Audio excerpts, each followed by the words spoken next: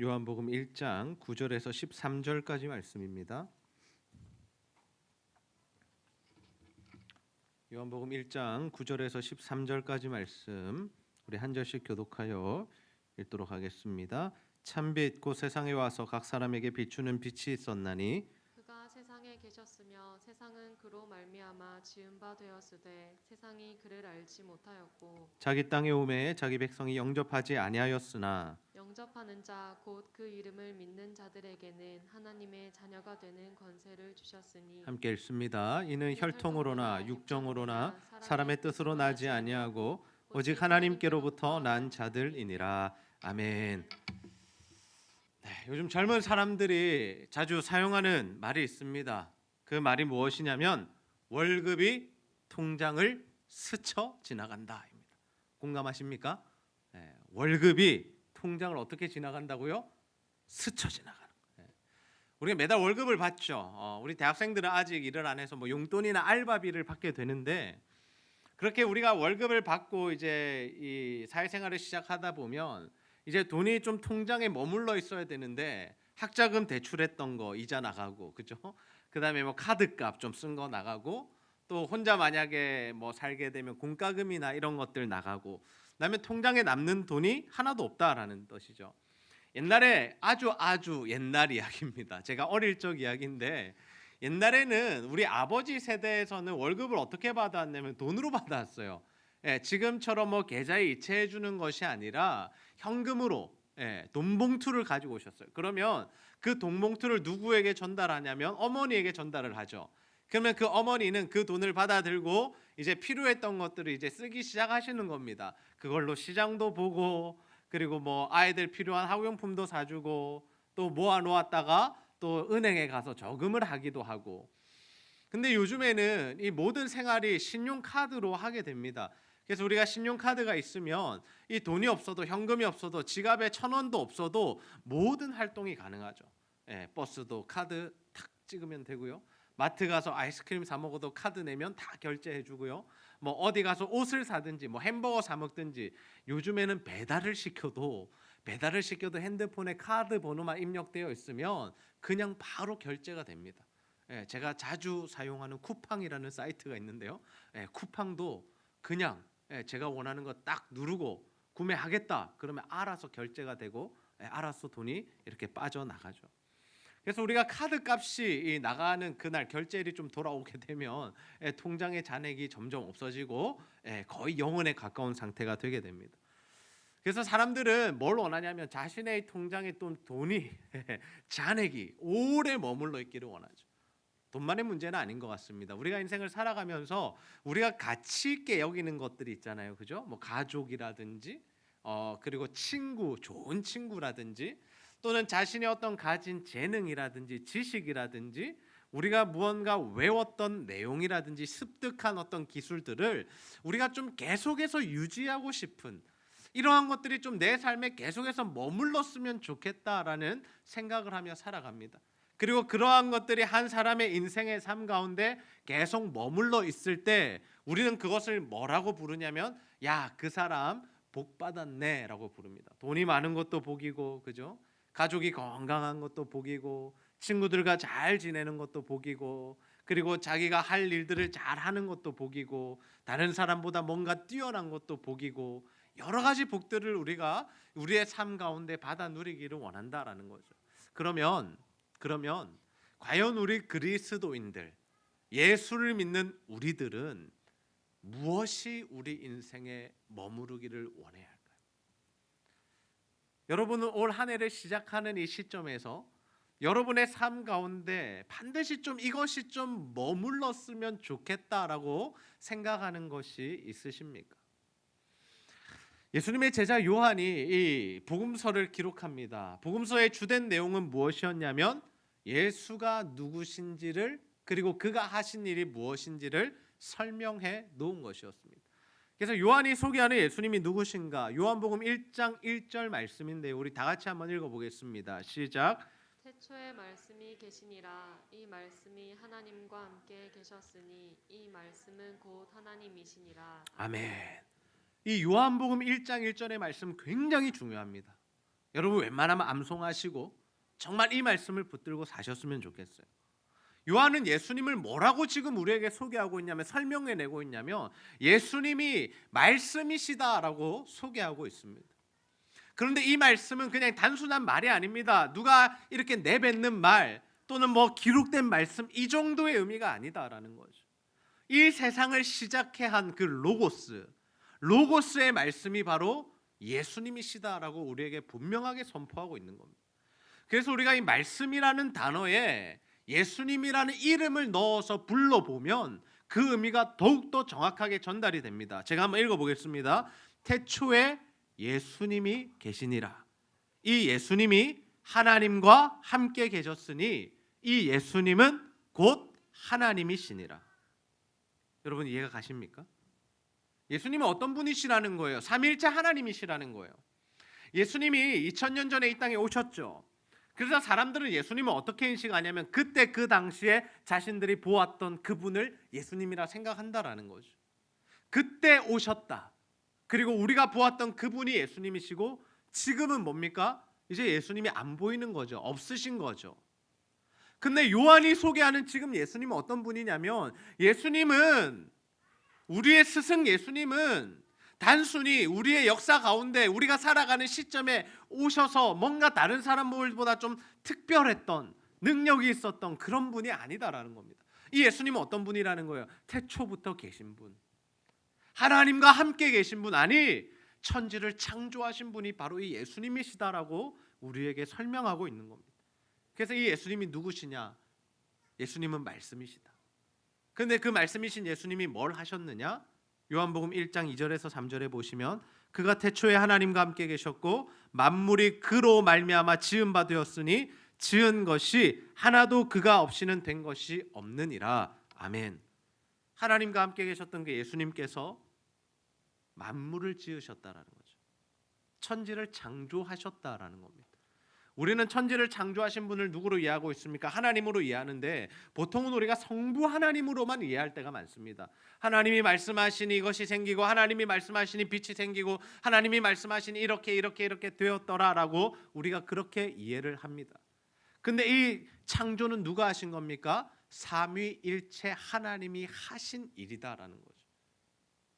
예수님이 이 천지 창조를 하신 주체이시다라는 거죠. 그래서 예수님은 모든 것을 창조하셨고 그래서 이 땅의 모든 피조물들은 무엇입니까? 예수님이 창조하신 존재들입니다. 그래서 우리가 예수님을 뺀다면 예수님이 없다면 예수님을 떠나서는 무엇입니까? 우리는 아무것도 아니다라는 거예요. 그래서 성경은 사람을 어떤 단어를 사용하냐면 아담을 어떤 단어로 사용하냐면 흙 또는 먼지라고 사용하는데 그 의미가 뭐냐면 아무것도 아닌 아무 의미가 없는 이런 단어입니다. 다시 말해서 우리 인생에 하나님이 빠지면요, 우리 인생에 예수님이 없으시면요, 그건 아무런 의미가 없는 인생이라는 거죠. 우리가 얼마를 가졌는지, 우리가 어디에 이르렀는지, 어느 정도를 누리며 살아가는지 사람들은 늘 이런 것들을 생각합니다. 내 재산이 얼마고 집이 몇 평이고 어느 직장에 취직을 했고 그래서 내 연봉은 얼마고 내 남편은 어떻고 내 아내는 어떻고 내 자녀들은 어떻고 내 집은 어떻고 이런 것들로 자신을 정의하려고 하지만 사실은 하나님이 빠지면 이것들은 다 뭐라는 겁니까? 아무것도 아닌 것들이다. 아무 의미가 없는 일이다라는 거죠. 그래서 우리가 살아가면서 중요한 게 뭐냐면 예수님 안에서 우리의 존재를 정의하는 겁니다. 예수님과의 관계를 올바로 맺는 겁니다. 나를 창조하신 그 주님과 올바른 관계가 맺어질 때 우리 인생이 제대로 정의되고 정말 하나님 안에서 정말 의미 있는 인생을 살 수 있다라는 거죠. 저는 우리 제자들교회 성도님들 모두가 이 땅을 살아가는 가운데 예수님 안에서 여러분의 존재를 정의하셨으면 좋겠고 그 예수님과 올바른 관계를 맺으시고 그분 안에서 살아가는 은혜를 누리게 되시기를 주님의 이름으로 축복합니다. 그래서 예수님은 어떤 분이시냐? 생명이시고 빛이십니다. 우리 요한복음 1장 9절에서 11절 말씀 함께 읽습니다. 시작. 참 빛 곧 세상에 와서 각 사람에게 비추는 빛이 있었나니 그가 세상에 계셨으며 세상은 그로 말미암아 지은 바 되었으되 세상이 그를 알지 못하였고 자기 땅에 오매 자기 백성이 영접하지 아니하였으나. 아멘. 참 빛이 세상으로 왔습니다. 예수님이 이 땅에 오신 거죠. 그런데 어떤 일들이 일어납니까? 그 빛이 비추인다라는 거죠. 여러분, 어두울 때, 굉장히 어두울 때 작은 불빛 하나가 그 공간을 비추는 것을 경험해 보셨을 거예요. 자다가 일어나서 깜깜할 때 핸드폰 한번 탁 터치했을 때 그 화면에서 나오는 그 빛이 주변을 밝게 만들죠. 근데 예수님이라는 분이 이 땅에 오셨는데, 예수님이라는 그 참빛이 이 땅에 비추기 시작하면 어떻습니까? 어둠이 다 사라지고 물러간다라는 겁니다. 예수님께서 오셨습니다. 이 세상에 계셨습니다. 그 빛을 비추셨습니다. 근데 사람들이 어떻게 반응하더라는 거예요. 그 빛을 알지 못했다. 그리고 더 나아가서 그 빛을 영접하지 않았다라고 합니다. 빛으로 오신 예수님을 받아들이지 않은 겁니다. 왜 사람들이 예수님을 받아들이지 않을까요? 왜 천지를 창조하신 그 예수님, 우리의 왕이신 예수님을 받아들이지 않는 걸까요? 그 이유가 무엇입니까? 이미 자신이 왕이 되는 인생을 살아가고 있기 때문입니다. 이미 자신이 자신 인생의 주인이기 때문입니다. 여기 성인이 다 됐잖아요. 우리 청년들이 가장 원하는 게 뭔지 아세요? 독립입니다. 재정적인 독립, 그리고 부모의 그늘에서 벗어나서 사는 것, 자신의 뜻과 자신의 마음대로 살겠다라는 거죠. 자신이 왕이 되는 인생은 간단합니다. 뭡니까? 그 누구도 나에게 어떤 말도 하지 않는 상태, 그것이 자신이 왕이 된 상태입니다. 내 인생에 아무도 잔소리하는 사람이 없고 모든 일을 결정할 때 내 마음대로 결정할 수 있다면 그것이 바로 자신이 자신의 인생의 주인이 되는 겁니다.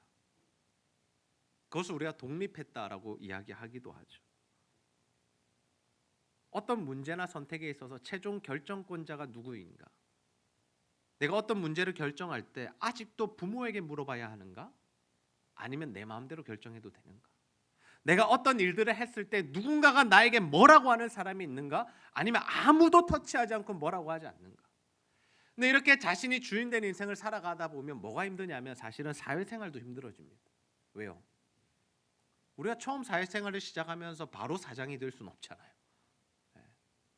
우리가 밑에서부터 시작하게 되면 누군가의 터치를 받게 된다는, 잔소리도 받게 되고 지적도 받게 되고 이 일 저 일 심부름도 해야 되고, 그러다 보니까 너무 싫은 겁니다. 내가 왜 저 사람 말을 들어야 돼? 저 사람 왜 나를 저렇게 힘들게 짜증나게 해? 날 못 해먹겠다. 요즘 군대에서도 그런 것들이 문제가 돼서 아예 요즘에 어떻게 해주냐면 같은 직급끼리 동기들끼리 한 방을 쓴답니다. 자꾸 고참이 있고 후임이 있으면 고참들이 자꾸 이거 시키고 저거 시키고 혼내고 갈구고 때리고 욕하고 이러니까 아예 너희들 떨어져서 살아. 이등병끼리 살고 일병은 일병들끼리 살고 병장은 병장들끼리 살고 서로 존댓말하고 서로 터치하지 마.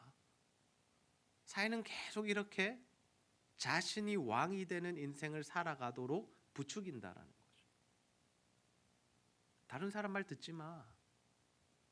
네가 원하는 거, 네가 하고 싶은 거, 네 마음에 끌리는 거, 네가 맞다고 생각하는 거 해. 그게 행복이야. 그게 진짜야. 세상은 계속해서 우리에게 그렇게 가르치죠. 우리는 어떤 삶을 살고 있나요? 우리는 어떤 삶을 살고 있나요? 우리 인생에 하나님이 왕이십니까? 아니면 내가 왕입니까? 솔직하게 한번 돌아봅시다. 우리가 어떤 문제에 대해서 아니면 어떤 선택에 있어서 결정을 할 때 하나님이 그 결정에 개입을 하십니까? 아니면 전혀 하나님은 개입하지 못하고 계십니까? 중요한 문제들을 앞두고 우리가 하나님 앞에 기도하며 하나님의 음성을 듣습니까? 아니면 내 경험이 이끄는 대로, 내 생각이 이끄는 대로, 내 마음이 이끄는 대로, 나에 쌓여져 있는 그 축적된 지식이나 지혜가 이끄는 대로 살아가고 있으십니까? 우리는 반드시 선택해야 됩니다. 어떤 걸 선택해야 하냐면 하나님의 자녀로서 하나님의 말씀대로 살아 하나님 주시는 복 받는 인생이 될 것인가? 아니면 내가 왕이 되고 내 뜻대로 살고 하나님의 은혜나 복이랑은 전혀 상관없는 인생이 될 것인가? 여러분 뭘 선택하고 싶으세요? 어떤 삶을 살고 싶으세요? 혹시 하나님 주시는 구원이나 복음 받고 싶은데 하나님 말씀대로는 살고 싶지 않다. 혹시 우리가 딱 이 상태 아닌가요? 죽으면 천국도 가야겠고 이 땅에서 살면서 하나님 주신 은혜도 좀 받아서 누려야겠는데 건강도 하고 싶고 공부도 잘하고 싶고 정말 이 세상에서 출세도 하고 싶고 잘 나가고 싶은데 근데 하나님 말씀대로 사는 건 너무 피곤한 일이고 힘들고 도저히 못하겠다. 딱 우리가 여기에 머물러 있지 않습니까? 근데 요한이 우리가 하나님의 자녀가 될 때 받을 수 있는 그 복이 무엇인지를 이렇게 설명하고 있습니다. 요한복음 1장 12절에서 13절 말씀 함께 읽어봅시다. 시작. 영접하는 자 곧 그 이름을 믿는 자들에게는 하나님의 자녀가 되는 권세를 주셨으니 이는 혈통으로나 육정으로나 사람의 뜻으로 나지 아니하고 오직 하나님께로부터 난 자들이니라. 아멘. 우리가 예수를 믿는다라는 것이 뭐냐면요. 우리가 예수를 믿게 될 때 우리의 존재 자체가 바뀌는 겁니다. 신분이 바뀌는 거예요.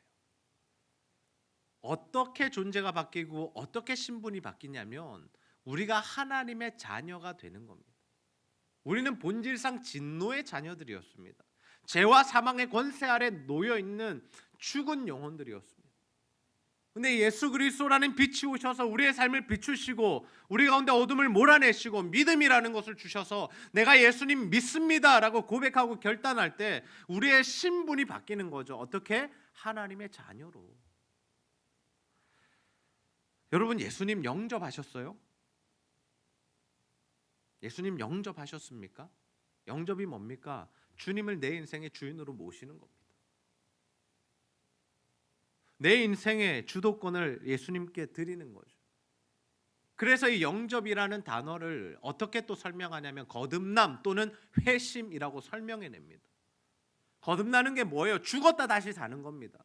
나는 죽고 예수로 사는 겁니다. 내 마음대로 살던 거 이제 포기하고 주님 뜻대로 살겠습니다라는 게 영접한 자들 즉 거듭난 자들의 삶의 모습이다라는 거예요. 여러분 영접하셨어요, 주님? 여러분 거듭나셨어요? 아니면 예전에 한번 은혜 받아본 적 있으세요? 하나님 살아계신 것을 아는 정도에 머물러 있지 않습니까? 그냥 어떤 하나님 주신 어떤 은사들을 한번 사용해 본 정도의 삶은 아닌가요? 그것이 귀하지 않다는 것이 아니지만 예수를 영접하고 거듭났다라는 것은 이제는 신분이 바뀌었고 그 삶의 모습이 전혀 달라졌다라는 것을 의미하는 것입니다. 거듭난 자들은 주님을 왕으로 모시고 살아갑니다. 지정의 변화를 이야기하죠. 지가 뭡니까? 지식적인 변화. 예수님이 나의 왕이시구나. 예수님이 나를 위해서 죽으셨구나. 그 십자가를 믿음으로 내가 구원을 받고 싶다라는 이 지적인 변화. 정은 뭐예요? 정서적인. 우리의 감정이 변하는 거죠. 이제는 주님을 따르고 주님과 함께하고 주님을 사랑하고 주의 말씀대로 살겠다는 그 마음이 생기는 거예요. 마지막 의지적인 결단은 무엇입니까? 그래서 내 삶이 변하는 거죠. 지식만 바뀌고 생각만 바뀌고 마음만 바뀌는 게 아니라 실제적인 내 삶이 바뀌는 겁니다. 주의 말씀이라면 순종을 해버리는 거죠. 주님이 아니라면 멈출 수 있어야 합니다. 끊을 수도 있어야 합니다. 우리가 예수 그리스도를 믿어 새로운 존재가 될 때 우리 삶에 어떤 변화들이 일어나냐면 하나님 아버지를 모신 자녀로서의 특권을 누리기 시작합니다. 자녀로서의 특권. 그게 뭐냐? 그냥 아버지가 가진 것 우리가 다 같이 누리는 겁니다. 여러분 부잣집에서 태어난 아이들이 좋은 점이 뭔지 아세요? 부유하게 사는 게 좋은 거죠. 호날두가 아버지면 그 아들은 어떤가요? 너무 좋죠. 차도 좋고 집도 좋고 음식도 맛있는 거 먹고 여름이면 좋은 데 피서 가고. 아버지가 권세가 있고 권력이 있으면 어때요? 아들들이 그 권세 함께 누립니다. 아들이 그 권세는 아니지만 아버지의 권위와 권세 때문에 그 아들이 마땅한 권위들을 누리는 거죠. 왜요? 자녀는 아버지에게 속한 존재이기 때문이에요. 남이 아니라는 거죠. 아버지에게 속해 있기 때문에 아버지가 누리는 것들을 당연히 누리며 사는 겁니다. 당연히 누리며 사는 겁니다. 그러면 하나님이 우리의 아버지 되셨다라는 것은 뭘 의미하냐? 우리가 누릴 수 있는 특권을 크게 두 가지로 나눌 수 있는데, 첫 번째 특권이 뭐냐면 하나님 나라를 유업으로 받는 겁니다. 하나님 나라가 뭐예요? 천국이죠. 천국 들어가는 거 우리는 뭐라고 설명합니까? 구원이라고 설명하죠. 하나님 나라의 주인이 누구세요? 하나님이시잖아요. 그러면 그 하나님의 아들이고 우리가 하나님의 딸이면 그 나라가 이제 누구 거가 되는 겁니까? 우리께 되는 거죠. 우리도 그 나라 백성이 되는 거잖아요. 우리도 마땅히 그 나라에 들어갈 수 있는 삶을 사는 거죠. 그래서 우리가 구원을 받는다는 것은 하나님과 관계에 있는 겁니다. 관계. 하나님을 아버지로 모시고 주님의 통치를 받는 자들이 하나님이 다스리시는 그 하나님의 나라에 들어갈 수 있는 거죠. 단순히 내가 믿어서가 아니라, 내가 깨달아져서가 아니라, 주님과의 관계가 올바른 상태에서만이 하나님 나라를 누릴 수 있는 거죠. 두 번째, 우리가 하나님을 아버지로 모시게 될 때 받을 수 있는 유익이 뭐냐면 이 땅을 살아가는 가운데 온 우주 만물의 주인이신 그 하나님의 부유함들을 함께 누리며 살아가게 되는 거예요.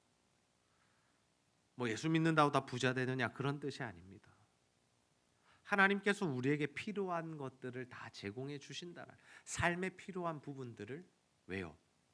하나님이 아버지시고 이 모든 세상이 아버지의 것이고 권세도 아버지 거고 생명도 아버지 거고 건강도 아버지 거고 지혜와 지식도 아버지 거니까 아버지가 우리에게 필요한 것들을 다 선물로 주시는 거예요. 우리가 자녀를 키워보면 그렇습니다. 아이들에게 연필이 필요할 시기가 되면 부모가 연필을 사줍니다. 근데 아직 아이들이 볼펜을 사용할 나이가 아니다 그러면 사주지 않습니다. 아버지가 가난하기 때문이 아니라 아버지는 모든 것을 줄 수 있지만 그 아들에게 딱 필요한 것들을 주기 때문이죠. 우리도 마찬가지예요. 하나님이 힘이 없으시고 능력이 없으셔서가 아니라 하나님은 지금 우리들에게 필요한 것들을 제공해 주시는 분이십니다. 그래서 우리가 하나님의 말씀 안에 거하면 어떤 은혜를 누리게 되냐? 하나님의 복과 은혜가 우리의 삶 가운데 머무는 은혜를 누리게 됩니다. 아버지의 것들을 함께 받아 누리는 거죠. 그러면 과연 하나님의 말씀이 머문다는 게 뭘까요? 하나님의 말씀이 우리 삶 가운데 머문다는 건 과연 뭐예요? 손목에 차고 이마에 차고 성경책 꼭 끼고 다니고 핸드폰에 성경 어플 깔고 그래야 하나님의 말씀이 우리 삶에 머무는 겁니까? 잘 때도 머리맡에 성경 두고? 아니죠. 하나님의 말씀이 들려지는 거예요. 똑같이 예배를 드려도 하나님의 말씀이 들려지는 사람이 있고 들려지지 않는 사람이 있습니다. 이해가 가지 않는 거예요. 근데 들려지는 사람들이 있어요. 그리고 그 말씀이 들려지는 사람들 또 어떤 자리로 나아가느냐 깨달아지죠. 아, 이 말씀이었구나. 아, 하나님 이 말씀이었구나. 아, 성경의 내용이 이것이었구나. 아, 하나님이 나에게 원하시는 게 이거구나. 그 다음에는요, 그 말씀대로 살고 싶은 마음이 생기는 거예요. 아, 내가 하나님 뜻대로 살아야지. 하나님을 기쁘시게 해드려야지. 내 하나님 자녀니까 하나님 마음에 드는 삶을 살아야지. 그리고는요, 하나님 말씀에 순종하는 자리로 나아가요. 그렇게 하나님의 말씀이 들려지고 깨달아지고 살고 싶고 사라지는 삶이 뭐냐? 하나님의 말씀이 머무는 삶이에요. 우리 삶 가운데 하나님의 말씀 충만하다, 뭐 성령으로 충만하다, 또는 하나님의 말씀이 이루어진다, 하나님의 말씀 인도를 받는다, 다 동일한 말입니다. 그래서 시편의 기자가 복 있는 사람을 이렇게 표현합니다. 우리 시편 1편 1절에서 2절 말씀 함께 읽겠습니다. 시작. 복 있는 사람은 악인들의 꾀를 따르지 아니하며 죄인들의 길에 서지 아니하며 오만한 자들의 자리에 앉지 아니하고 오직 여호와의 율법을 즐거워하여 그의 율법을 주야로 묵상하는도다. 아멘. 복 있는 사람, 복 있는 자요. 그 복 있는 자의 특징이 뭐라고요? 악인들의 길을 쫓지 않고 율법을 즐거워하여 그 율법을 묵상하는 삶을 산다라는. 오라리 우리가 집중하고자 하는 것이 바로 이 일입니다. 이 일. 이때까지 우리가 해왔지만 더욱더 집중하기 원하고 더욱더 붙들기 원하고 더욱더 힘쓰고자 하는 게 바로 이 말씀 묵상입니다. 매일 아침 말씀 묵상하기 원해요. 말씀 묵상이 뭡니까? 크게 두 가지입니다. 하나님 어떤 분이신지 하나님 말씀의 계시를 통해서 알게 되는 것. 두 번째, 그래서 주님이 나에게 주시는 교훈은 뭔지, 내가 뭘 해야 하며 살아가야 하는지 그것을 찾는 거예요. 주의 음성을 듣는 겁니다.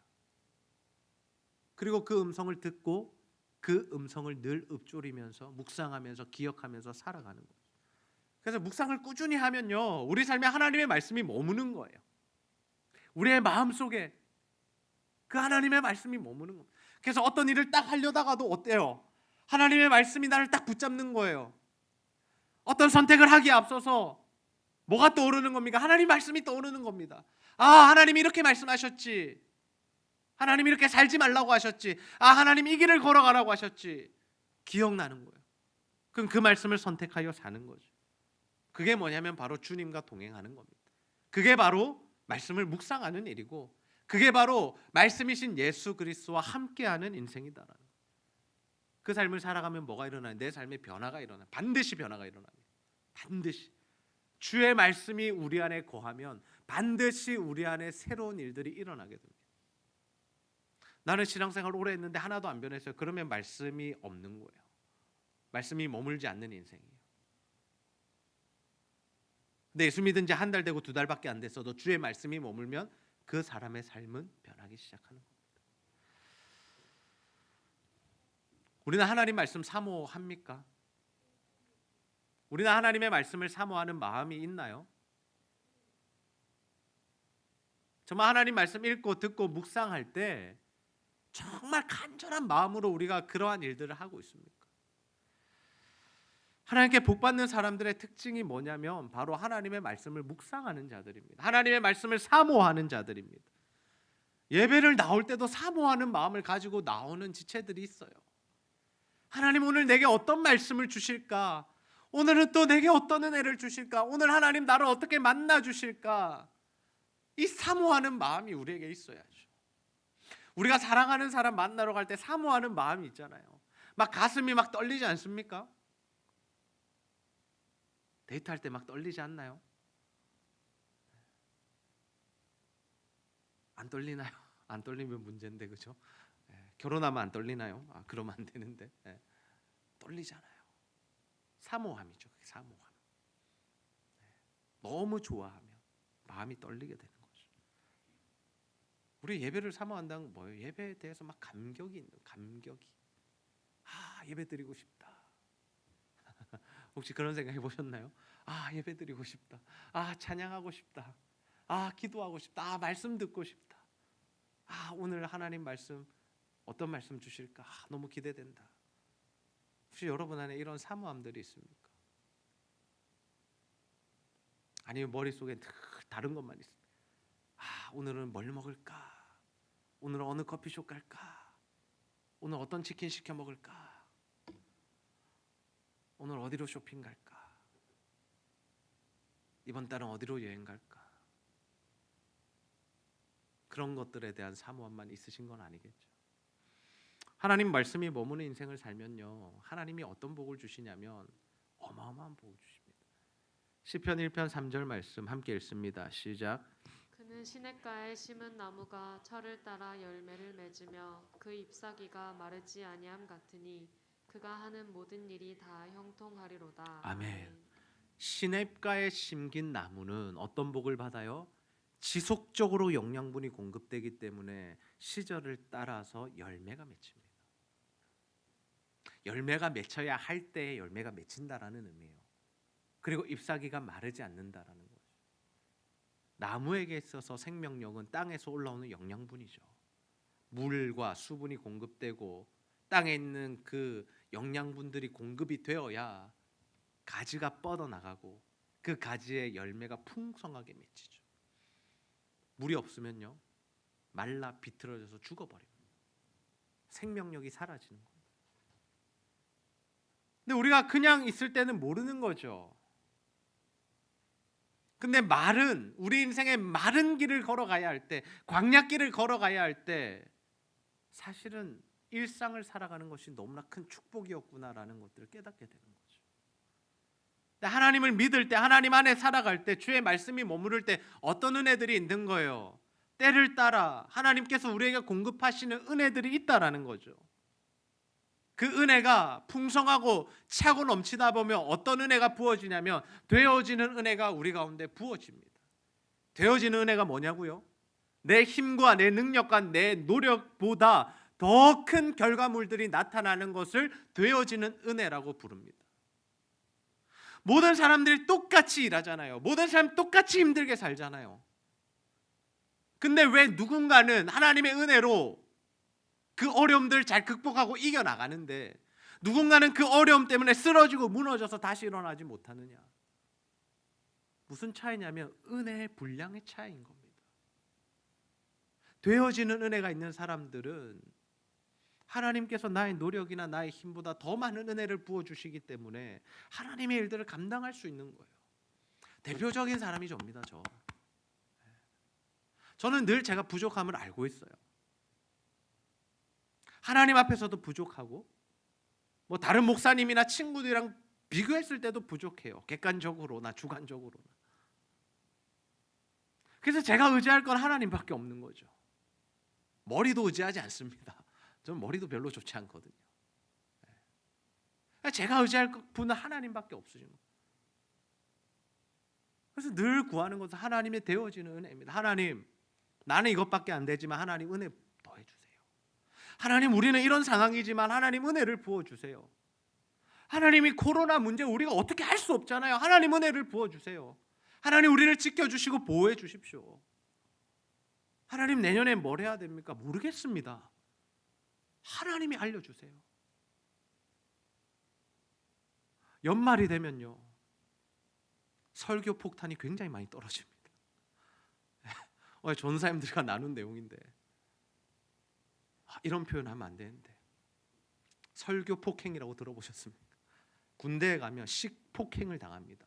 밥을 이만큼 싸놓고 다 안 먹으면 때려 패는 거예요. 그리고 고참들이 야 PX 가자 그러면, PX가 뭐냐면 슈퍼거든요. 슈퍼 가서 어떻게 먹고 싶은 거 다 사 막 그래요. 막 어마어마하게 사준 과자, 뭐 냉동식품, 뭐 음료, 초코파이 막 박스채로 사줍니다. 그리고 딱 내무실에 와서 어떻게 하는 줄 아세요? 다 까! 그러면 다 까요. 다 먹어. 못 먹죠. 못 먹으면 맞는 겁니다. 왜 내가 사줬는데 안 먹어? 이러면서 맞는 거죠. 연말이 되면 설교가 많아요. 성탄절도 있고 주일도 있고 또 송구영신 예배가 또 돌아오고. 그래서 하나님께 은혜 구하는 거, 하나님 힘듭니다.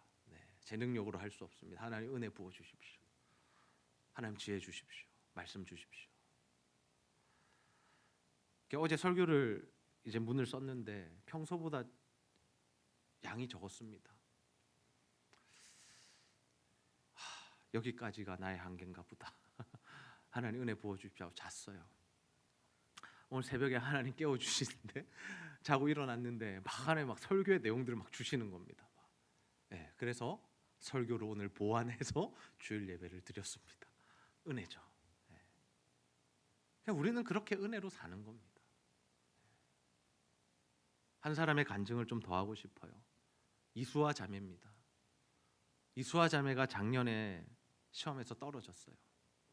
함께 기도했던 모든 사람들이 마음이 같이 힘들어했습니다. 한 번에 붙으면 얼마나 좋았을까. 꼭 한 번에 붙어야 되는 건 아니에요. 시험을 꼭 한 번에 붙어야만 하나님 은혜인 건 아니에요. 근데 너무 이렇게 신앙생활도 예쁘게 하고 주님 앞에서 기도하고 또 가족들에게 복음 전하기 위해서 한 번에 붙기를 원했는데 떨어졌다라는 거죠. 참 마음이 힘들었습니다. 근데 더 힘든 게 뭔지 아세요? 1년 뒤에 시험을 다시 본다는 거예요. 그러면 우리의 기도가 얼마나 이어져야 됩니까? 1년을 또 기도해야 되는 거예요. 본인이 가장 힘들었겠지만 교육자들도 막 함께 기도하는 겁니다. 하나님, 올해는 좀 수아를 은혜를 부어 주십시오. 지혜를 주시고 기억력을 주시고 체력을 주시고 막 기도를 하는 겁니다. 수요일마다 나오면 막 안수기도하면서 주님 이 딸에게 은혜를 부어 달라고. 우리가 해줄 수 있는 거 없잖아요. 수아가 시험을 딱 치고 왔습니다. 그리고 이런 고백을 하더라고요. 저 떨어져도 하나님 뜻으로 알려고요. 이러면서 막 싱글싱글 웃는 거예요. 그래서 아이고 됐다. 그러면 됐다. 붙으나 안 붙으나 하나님 은혜로 살겠다는 저 고백을 하나님 받으셨겠다. 그럼 된 거 아닌가? 붙느냐 안 붙느냐가 중요한 게 아니라 하나님 안에서 모든 것들을 하나님의 은혜로 느끼겠다는, 받아들이고 순복하겠다는 그 믿음이 생겼으니까 어떻게 보면 학교 가는 것보다 더 큰 은혜가 임한 거죠. 그리고 이틀 전인가요? 3일 전인가요? 교회 2층에 문이 열렸습니다. 이샘 전도사님 출근하시나 보다 했는데 여인의 목소리가 들려왔습니다. 저 붙었어요. 붙었다고 와서 교육자들에 뛰어와서 인사해줘. 물론 1차를 붙었습니다. 여러분 아직 2차가 남아서 기도를 더 해야 됩니다. 면접도 해야 되고. 되어지는 은혜입니다. 우리의 삶에 필요한 건 되어지는 은혜입니다. 내가 이만큼 똑똑하니까, 내가 이만큼 배웠으니까, 내가 이 정도 살아가니까, 내 스펙은 이 정도니까 이게 중요한 게 아니라는 거죠. 이걸 무시하자는 거 아니에요. 최선을 다해서 사셔야 돼요. 우리 학생들 최선을 다해서 공부하셔야 돼요. 진짜 열심으로 일하셔야 돼요. 하루하루 살아가는 게 정말 애쓰고 힘쓰는 일이어야 됩니다. 우리 교육자들이 설교할 때 자기 이야기하는 거 별로 안 좋아합니다. 근데 제가 오늘 한 번 더 해야 되겠어요. 하나님 감동 주셔서 하는 겁니다. 안현아 전도사님,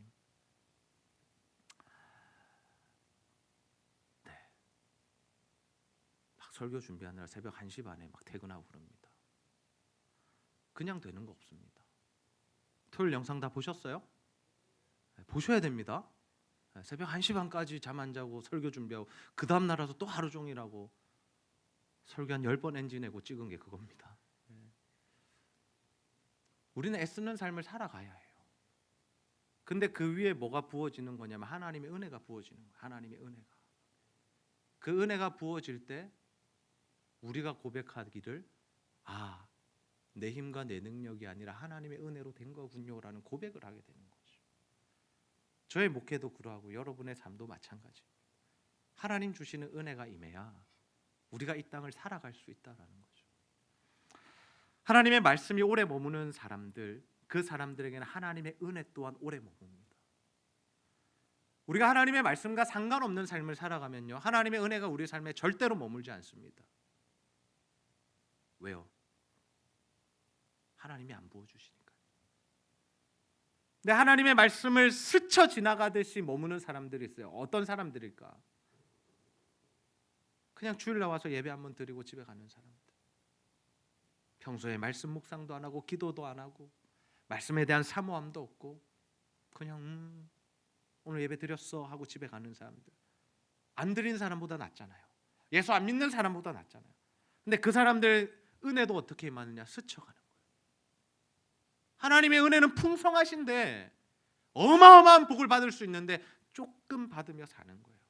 죽지 않을 만큼. 죽지 않을 만큼. 근데 하나님의 말씀 안에 푹 잠긴 사람들 어떤 은혜 받는 겁니까? 폭포수와 같은 하나님 은혜 받는. 달라요. 하나님 말씀 붙드는 사람과 그렇지 않은 사람들을 삶을 비교해 보면 다릅니다. 절대로 다릅니다. 같을 수가 없어요. 시간이 지나면 그 격차는 점점 더 벌어질 겁니다. 우리 다른 것에 힘 빼지 맙시다. 다른 것 붙잡으려고 노력도 하지 맙시다. 올 한해 우리가 붙들고 목숨 걸어야 될 건 뭡니까? 하나님의 말씀 안에 거하는 것. 하나님의 말씀 묵상하시고, 여러분 교회에서 큐티책도 사주잖아요. 얼마나 좋은 교회입니까? 큐티책 사수 쓰니까 꼭 보세요. 그 말씀 꼭 읽으시고 묵상하시고 깨달으시고 은혜 구하시고 그 말씀대로 살아내십시오. 그래서 정말 그 하나님의 말씀에 이끌리는 삶, 그 말씀으로 충만한 삶, 그 삶을 사셔서 정말 하나님의 은혜가 여러분의 삶을 그냥 스쳐 지나가는 것이 아니라 머물러 있고 주님 주시는 복으로 충만하고 폭포수와 같은 하나님의 은혜와 복이 여러분의 인생 가운데 날마다 있게 되시기를 주님의 이름으로 축복합니다. 우리 시간 은혜로다 함께 찬양 부르고 말씀 붙들고 기도하는 시간 갖겠습니다.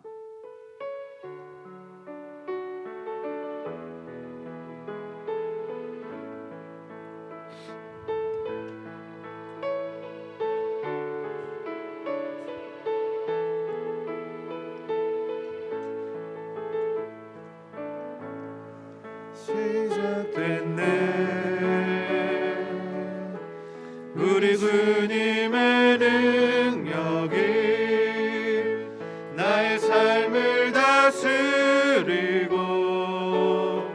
새롭게 하네. 자유 안에 죄와 사망으로부터 나의 삶은 변하구나. 충만하네. 한번 더 찬양합니다. 시작됐네. 우리 주님의 능력이 나의 삶을 다스리고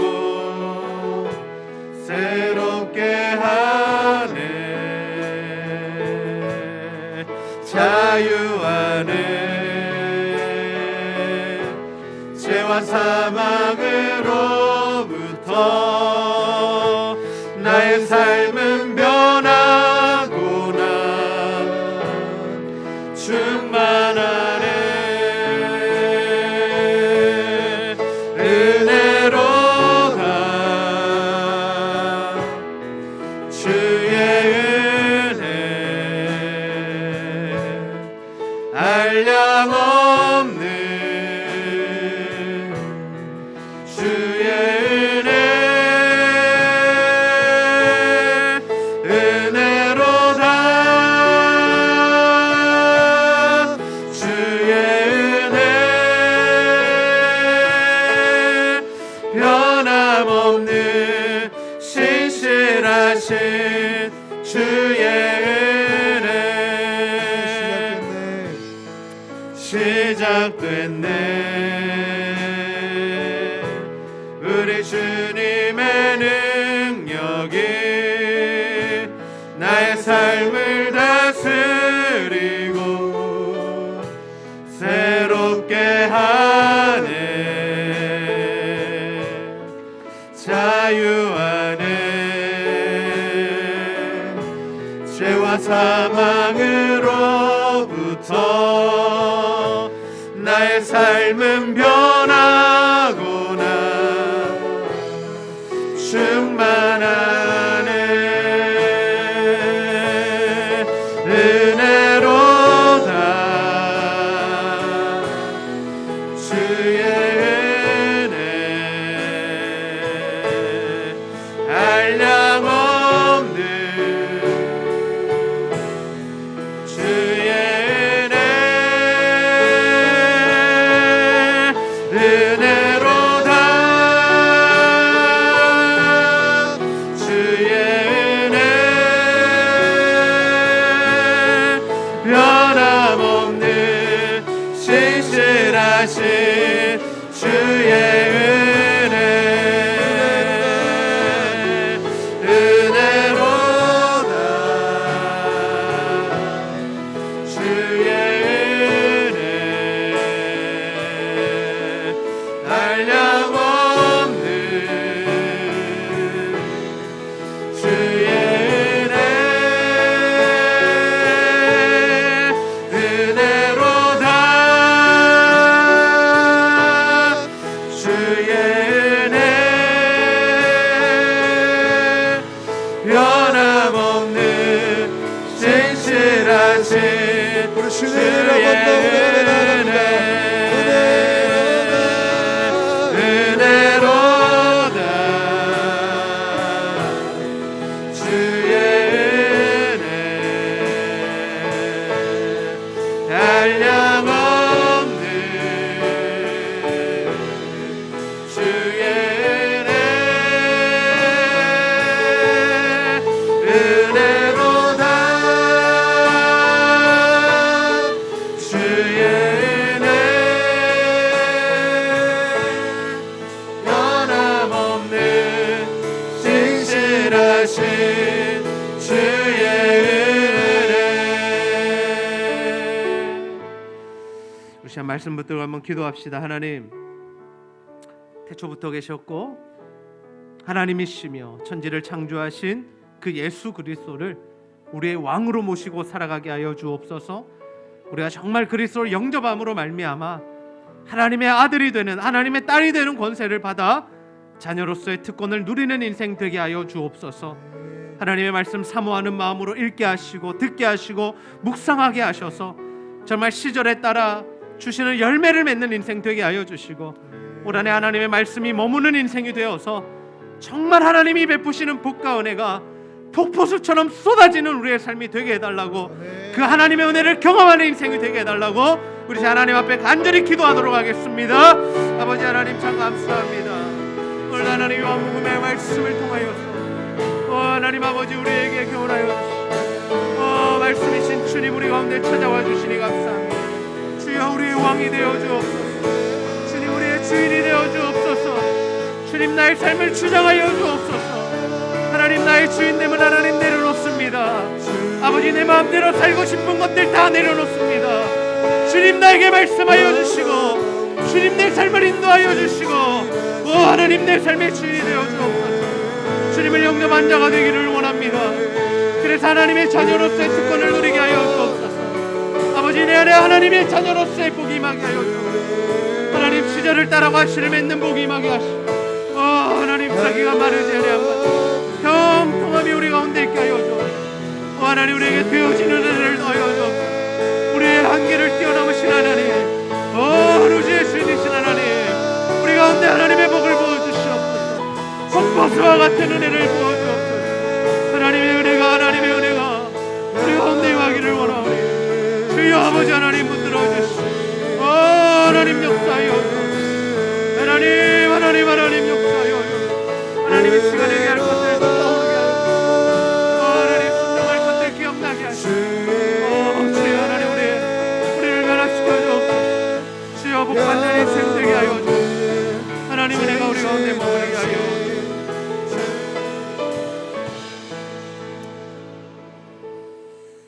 하나님 오늘도 요한의 말씀을 통하여 예수 그리스도께서 하나님 되시고 정말 그 예수 그리스도께서 우리를 창조하시고 우리를 이 땅에 하셨다는 사실을 다시 한번 깨닫게 하여 주시니 너무나 감사합니다. 아버지 우리의 주인 되신 그 하나님 말씀이신 예수 그리스도를 우리의 왕으로 모시고 살아갈 수 있도록 인도하여 주시옵소서. 우리가 왕이 되어 내 마음대로 살지 않게 하시고 하나님의 말씀에 귀를 기울이며 하나님이 원하시는 바에 순종함으로 정말 하나님이 왕 되시고 주인 되시는 인생을 살아 하나님 시절마다 열매를 맺으며 잎사귀가 마르지 아니함 같은 그 형통한 복이 우리 가운데 임할 수 있도록 인도하여 주시옵소서. 올 한해 하나님의 말씀을 묵상함으로 그 말씀이 우리 가운데 거하는 삶이 되게 하여 주셔서 정말 하나님의 은혜가 우리 가운데 머무르게 하시고 하나님의 폭포수 같은 복과 은혜가 우리 삶 가운데 쏟아 부어질 수 있도록 그 은혜로 살아가는 우리 모두가 될 수 있도록 주님 인도하시고 역사하여 주시옵소서. 혹여나 우리 가운데 영적으로나 육적으로나 질병과 어려움과 아픔과 문제로 신음하는 자들이 있습니까? 하나님 이 시간 찾아오셔서 예수 그리스도의 십자가 보혈의 능력으로 깨끗하게 고쳐주시고 십자가 보혈의 능력으로 회복시켜 주시옵소서. 오늘도 하나님께 예배하러 나온 모든 자들 위해 영육간의 강건함을 더하여 주시고 하나님과 교회와 성도를 사랑하여 드리는 모든 물질과 헌신 주님 기쁘게 받으시고 배로 갚아 주시옵소서. 감사드리며 예수님의 이름으로 기도하옵나이다. 아멘.